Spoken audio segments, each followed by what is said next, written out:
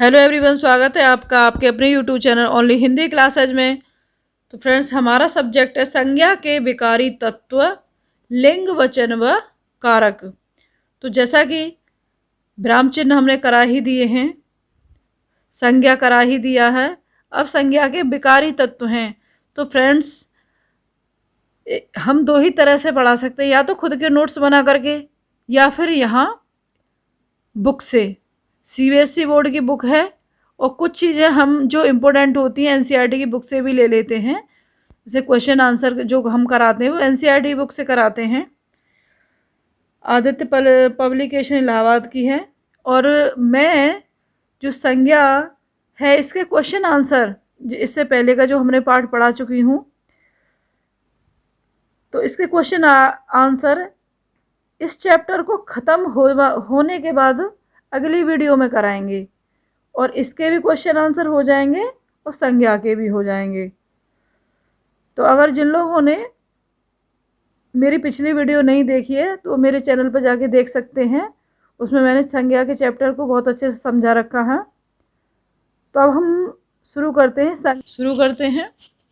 आप जानते हैं कि संज्ञा एक विकारी तत्व है।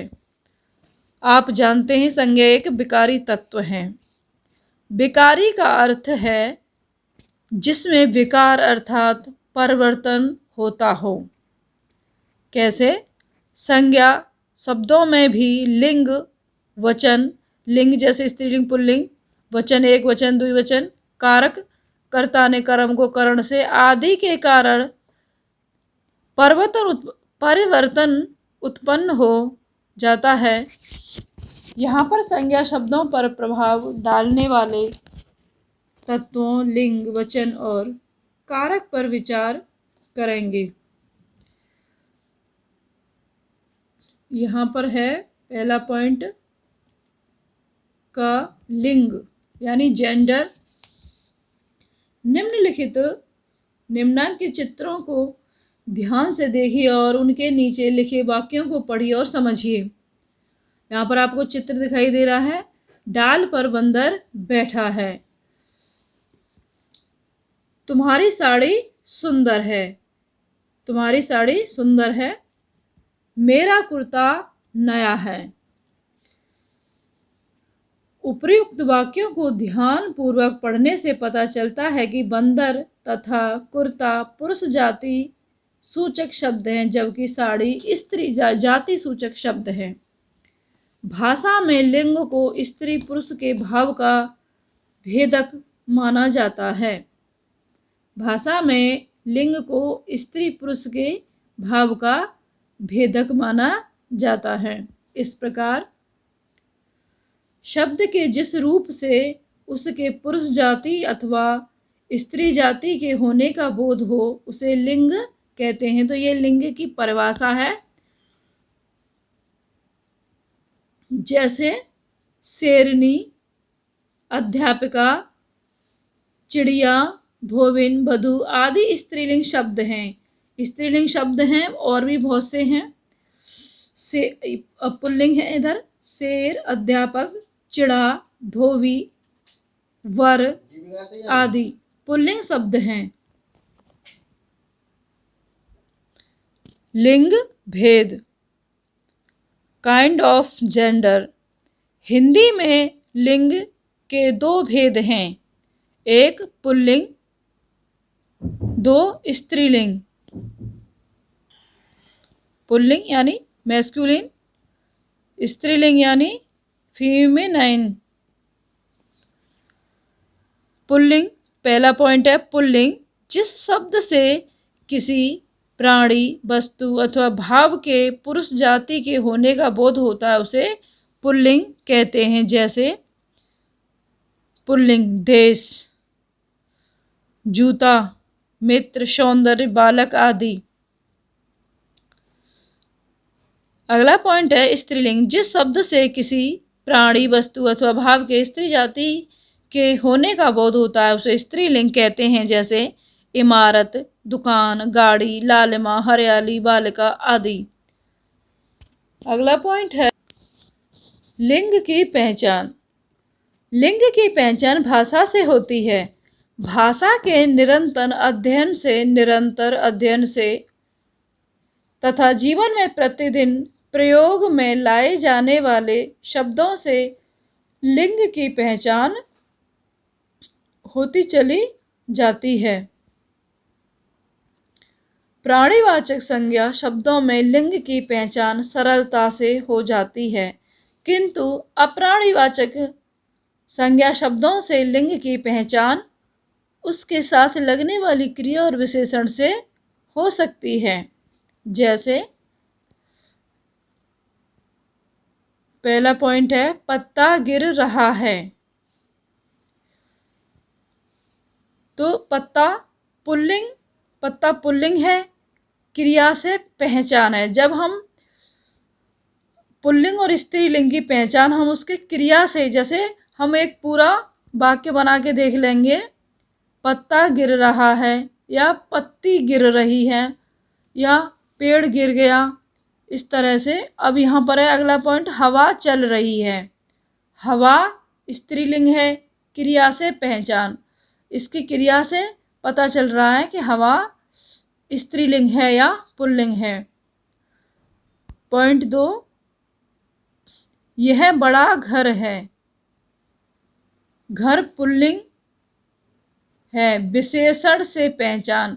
विशेषण यानी बड़ा, विशेषण से पहचान है।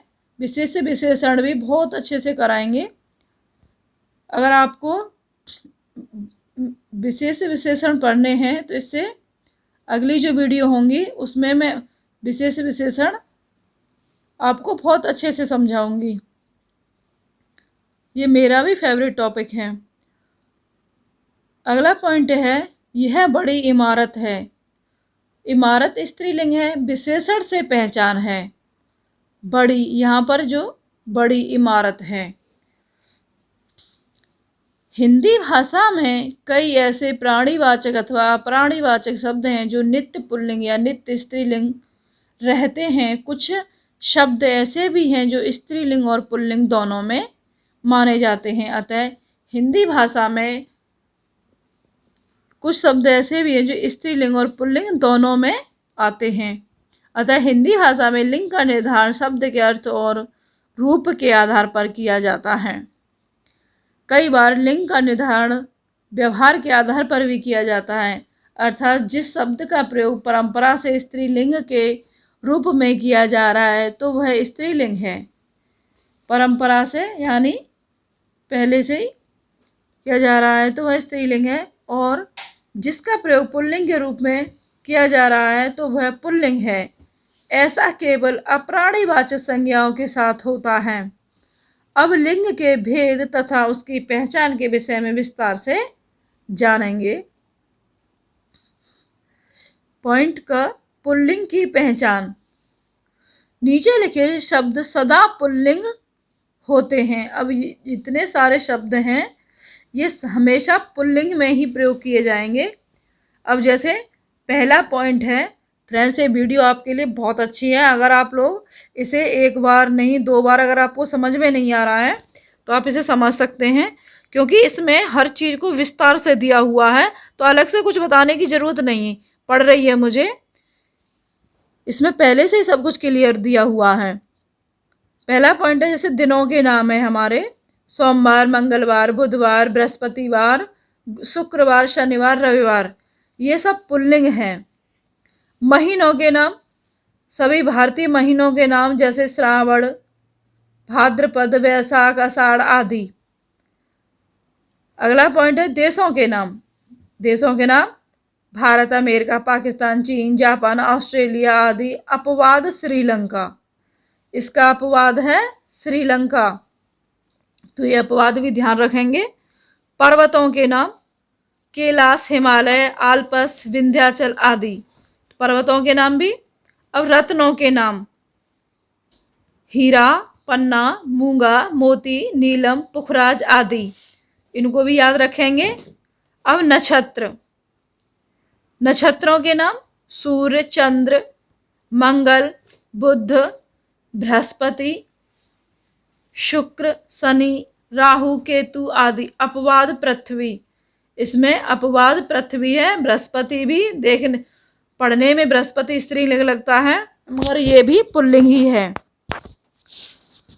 वृक्षों के नाम जामुन, लो जामुन ये स्त्रीलिंग लगता है, जबकि जामुन, नीम, चीड़, अशोक, पीपल, आम, अमरूद, बरगद आदि। अपवाद इमली, जामुन भी लगता है वैसे तो, पर जामुन। धातुओं के नाम सोना, पीतल, लोहा, तांबा। अपवाद चांदी, अपवाद का भी ध्यान रखेंगे, चांदी अपवाद है। अगला पॉइंट 9, अनाजों के नाम जौ, गेहूं, चावल, चना, बाजरा आदि। अपवाद में है मक्का। अगला पॉइंट 10, द्रव्य पदार्थों के नाम द्रव पदार्थों के नाम जैसे घी, तेल, दूध, पानी, शरबत आदि। अपवाद लस्सी, चाय, कॉफी। लस्सी, चाय, कॉफी ये अपवाद हैं। अब कैसे याद रखेंगे? लस्सी जो होती है मठे से बनती है, ये ठंडी होती। अगला पॉइंट है 12, अंत में दान वाले शब्द जैसे फूलदान, कमलदान, इत्रदान। इत्र यानी इत्र माने तेल है, इत्रदान, कूड़ादान आदि। तो यहाँ पर ये भी सब पुल्लिंग है। पॉइंट 13, अंत में वाला वाले शब्द जैसे चाय वाला, सब्जी वाला जिस पर पीछे वाला लगा हुआ है, पढ़ाने वाला, सुनाने वाला, दूध वाला आदि। अगला पॉइंट 14, अंत में एरा वाले शब्द फुफेरा, सपेरा, लुटेरा, अंधेरा आदि। पुल्लिंग शब्दों को देख लिया, अब देखते हैं स्त्रीलिंग शब्दों को। तो फ्रेंड्स, इससे जो अगली वीडियो होगी उसमें स्त्रीलिंग शब्दों के बारे में बताया जाएगा। तो यहाँ पर बहुत अच्छे से समझा दिया गया है, तो आई होप आपको बहुत अच्छे से समझ में आया भी होगा। और आप अगर इसे 1 बार, 2 बार, 3 बार, जितनी बार इस क्लास को देखोगे, ये यहाँ से लेके यहाँ तक ये आपके लिए बहुत ज़्यादा इम्पोर्टेंट है। तो आप समझ सकते हैं यहाँ पर पुल्लिंग की पहचान